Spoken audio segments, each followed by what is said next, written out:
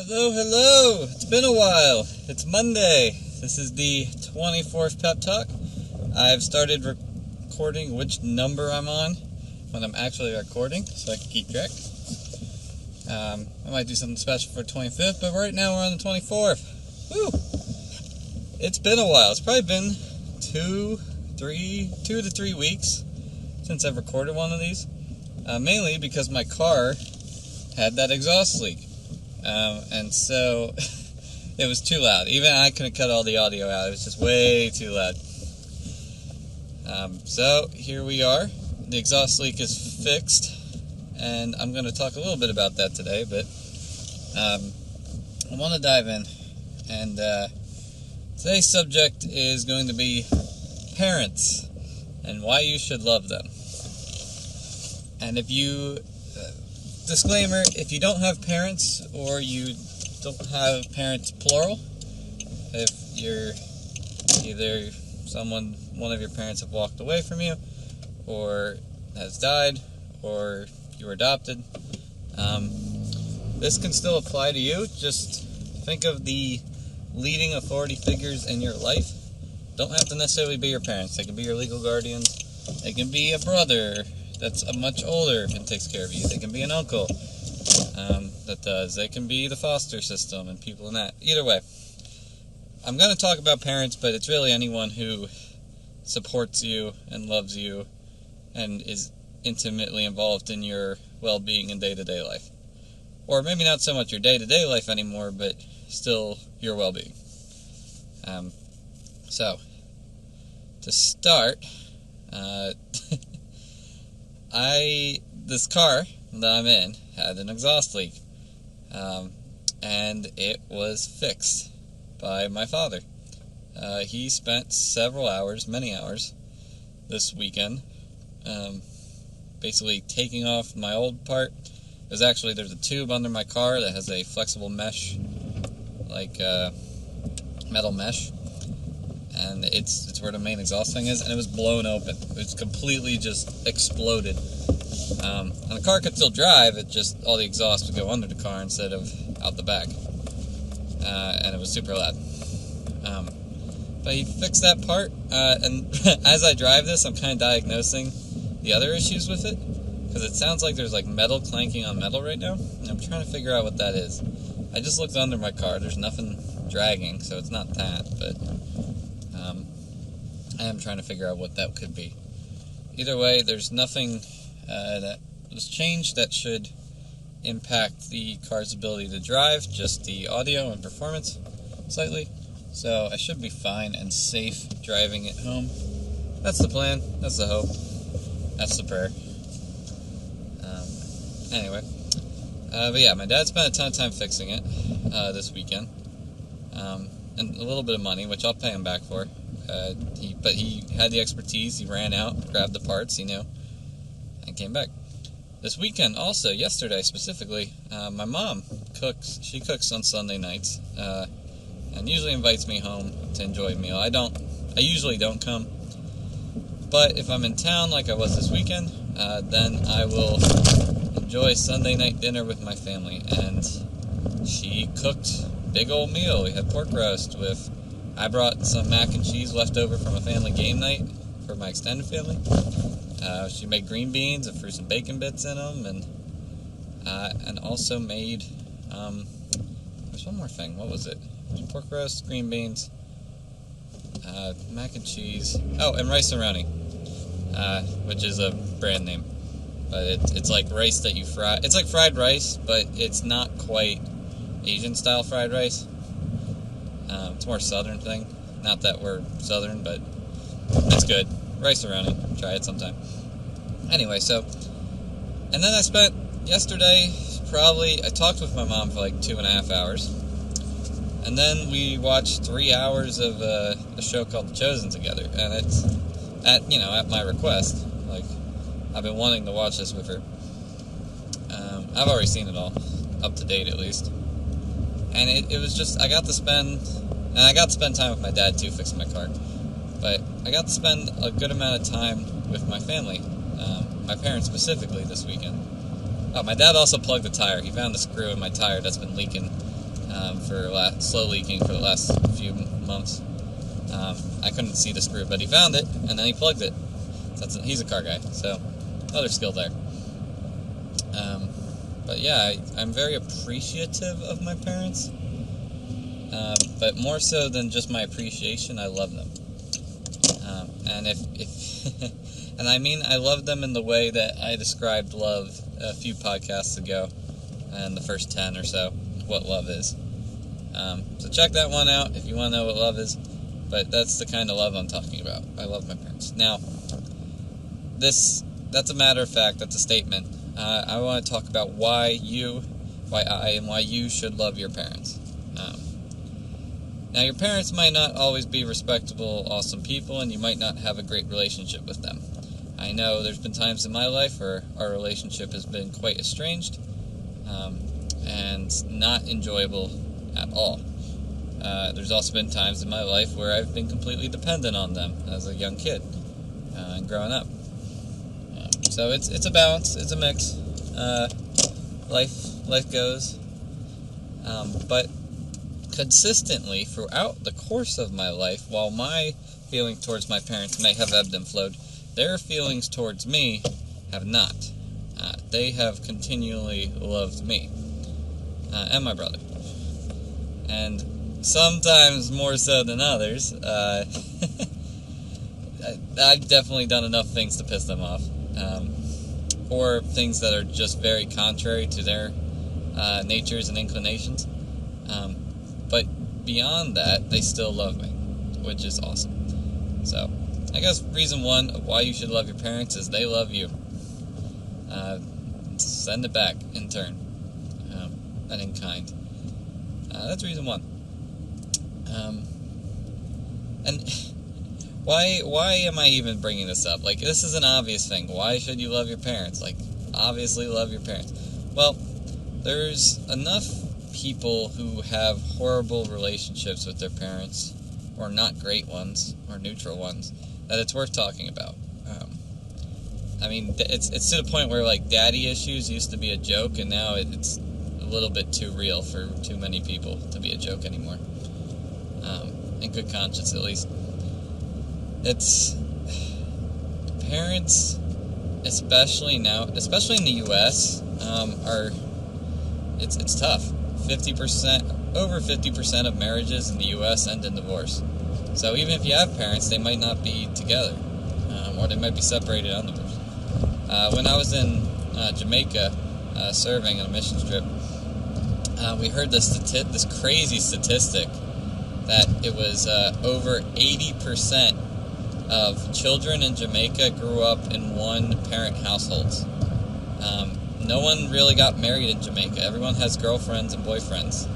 Everyone's dating, but they're not committed to each other in a marriage relationship.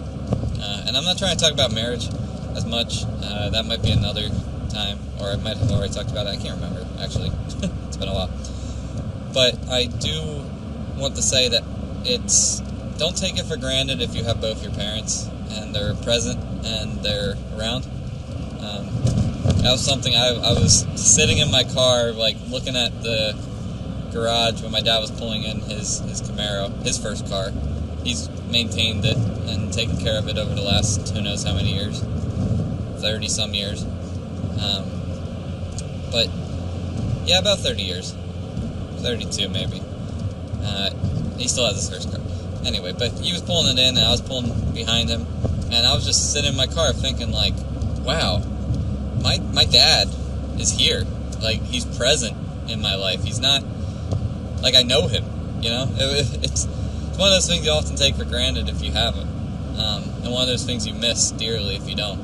And so, I want to bring up that, like, loving your parents is huge, in that respect. Like, love what you got if you got it. And if you don't got it, well, like I said at the start, there's other people in your life who are similar relationships to parents for you, most likely. It's very rarely that you have someone who's truly alone, who is a child or a young adult. Now, if you're older and you're listening to this, maybe your parents have passed away at this point. Maybe you are parents yourself, and this is a very refreshing thing to hear from a child. Not that I'm a child. I am a son. So I'm not a kid. My age, I'm a full-grown adult. But maybe this is refreshing to hear for you, so I hope it is. But yeah, there's this unspoken truth that our parents are somebody we should not be like, or we should be better than our parents, which is a good thing. Or we should distance ourselves from our parents, which is also can be a good thing when done the right way. But there's a difference between rebellion and independence, and it's a fine line between being self-sufficient by choice and being self-sufficient by force, being forced into it. I know.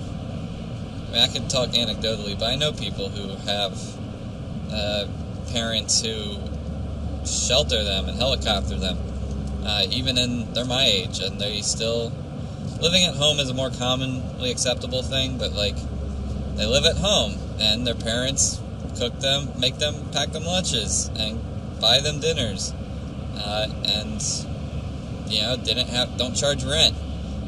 They do their laundry for them still. Everything is kind of spoon-fed to them. They don't pay utilities. And they have a job. They have a full adult job, which they didn't have for 2 years because they got to sit around and not really do much. Like, I have friends like that, where their parents, and part of it why that situation is they're helicopter parents, and they want to know what their son is doing. But then you get other circumstances where you get parents who really distance themselves from their kids, and it's not necessarily healthy either. Like, for example, my old roommate, his name was Alex, his parents, I think they were separated, but one was over in Europe, in France, I believe, and one was somewhere around here in the U.S., and he seemed to have a very strange relationship with his parents. Like, his dad helped him move in, I believe. But besides that, like, they were like business partners to him. Like, they didn't really talk like they loved each other. They talked more so like they were mutually benefiting each other. And when they didn't, they wouldn't talk. You know what I mean? They weren't there when they didn't want to be, which isn't what love is at all. You know, part of love is commitment and sticking around. And so, I've seen that relationship. I've also seen, this is actually pretty sad, but my cousin's half sister.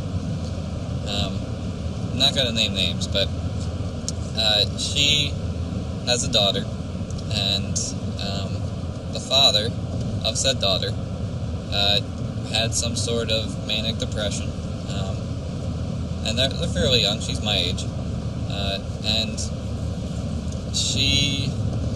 the father ended up committing suicide while she was pregnant with their kid, and that's very sad.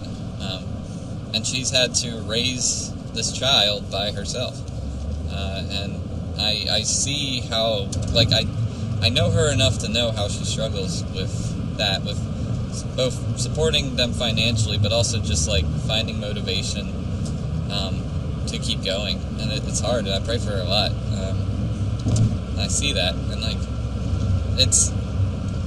I don't know if the kid will realize it, because she's never really met her father. Never has. She was unborn when he died, but she's gonna grow up with a mom who's poured out so much towards her and who has made so many sacrifices for her, which most parents do, but her especially. Like, I've seen it, and I just hope that she hears that she should love her mom. Like, it'd be messed up if she didn't. Honestly, because, like, they got each other, you know. And I don't know what her intentions are about remarriage or anything like that, or if she I don't know if I don't think she's dating anyone. But regardless, like, her little daughter's the sweetest little thing ever. I've met her. She's adorable. And a little quiet, but she hangs out with my other tiny cousins, and they play. And it's cool to, like, still be in their lives, even though I'm a generation older now at this point. And I hope and I see and I encourage them to love their parents, just as their parents love them. So this is kind of like, I'm paying this forward, like, this message is, I hope they listen to it one day, you know? And if you are, you know who you are, love your parents. The other thing is discipline is it's hard to love your parents when they're disciplining you. If they're disciplining you, they should. How you go about that's debated, but at the end of the day, parents should discipline their kids, because that's a way to teach them and grow them, and show them how to live in a way that is respectable, worth living. It gives them motivation. It steers them in the right path. Not to say that your parents should determine your path, but there's definitely paths that they should steer you away from, if that makes sense. Like, I probably don't need to go into too many examples, but obviously you don't want your kids to become drug addicts, so you tell them don't do drugs. And if they do drugs, then you ground them, punish them, take away drugs, whatever you got to do. Like, that's an example. And very generalized, but still an example of discipline. And there's a proverb about discipline. You've probably heard the, like, spare the rod, spoil the child type thing.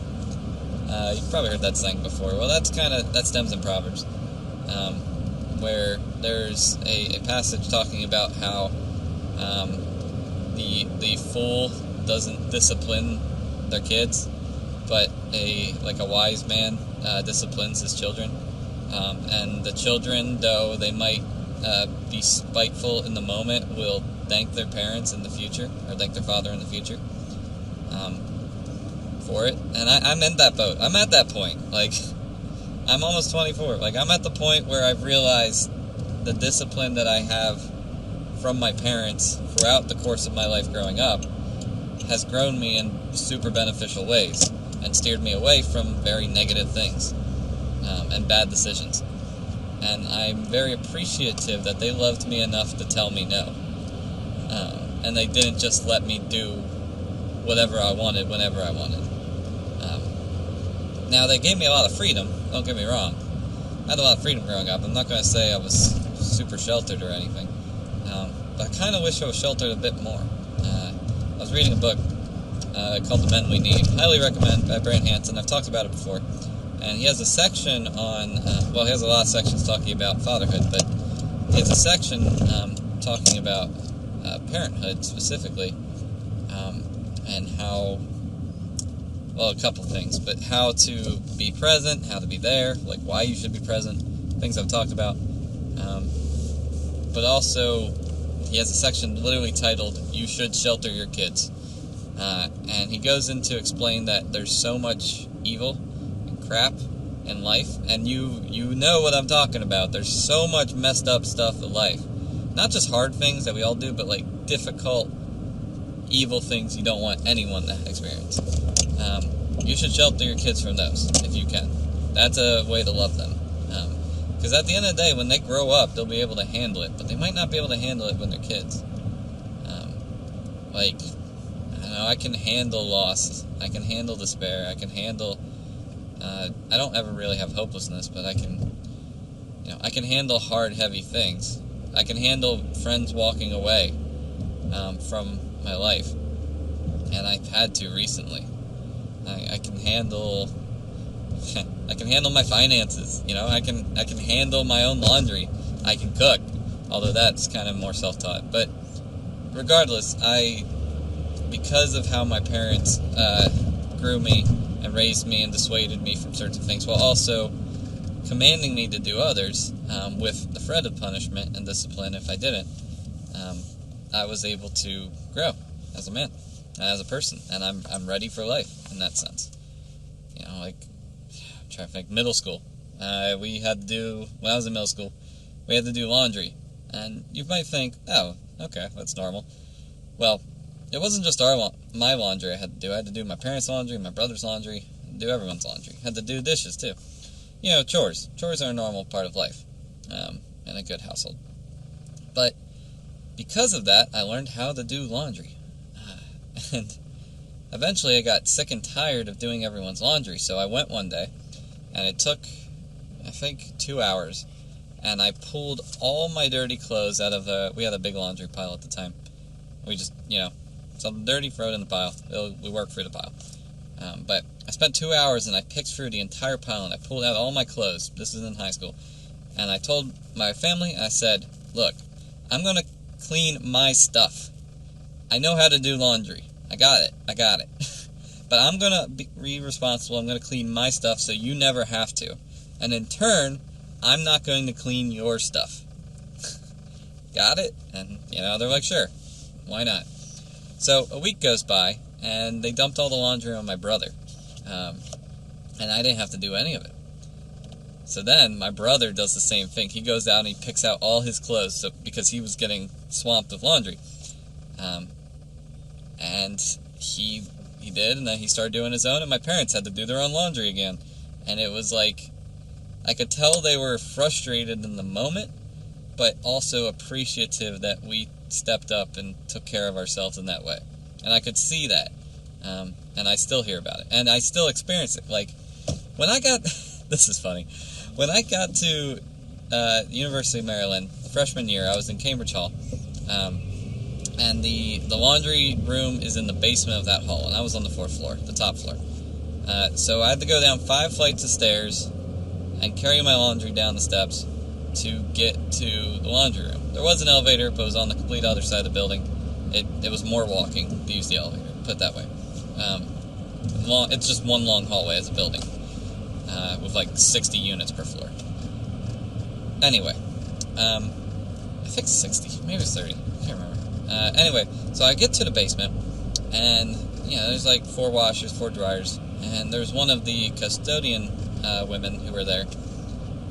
And, I carry down things. I had them all separated. Like, I had a basket for my whites, a basket for my darks, a basket for my towels. And, I used 3 different washing machines. I used the same dryer, but I used 3 different washing machines because they were smaller machines. And the dryers were huge, disproportionately. So I start putting the laundry in. And this woman, she turns around and she's watching me do this. And she's like, oh my goodness, you just made my day.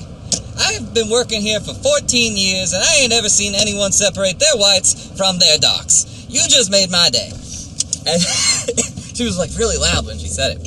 And it caught me way off guard. It scared the crap out of me. But I started smiling. I'm like, this is how I've been doing it for the last 10 years. I get it. People don't know how to do their own laundry. I had friends, this is going to sound bad, I had friends freshman year ask me how to use the washing machines and the dryers in the basement, because they had never done laundry before in their life. And, we're all 17, 18, 19 at college. And it's like, it's ridiculous, I'm grateful that my parents loved me enough to teach me how to do laundry. And that is one of the many reasons why I love them, and why you should love your parents. If they're good parents, they're trying hard. And if they're not good parents, maybe they need some love to try hard. So encourage them with that. So I ask that you do that, and I hope that this changes your life a little bit, and maybe changes theirs too. I'm pulling into my driveway now, just got home. Parents' place, and I'm going to tell them I love them when I walk in the door. My mom. I think my dad might be at work. But, yeah. Anyway, thanks for listening to this 24th podcast on this Monday. I'm excited to record more of these, maybe do something special for 25th. Yeah, thanks for listening. Goodbye.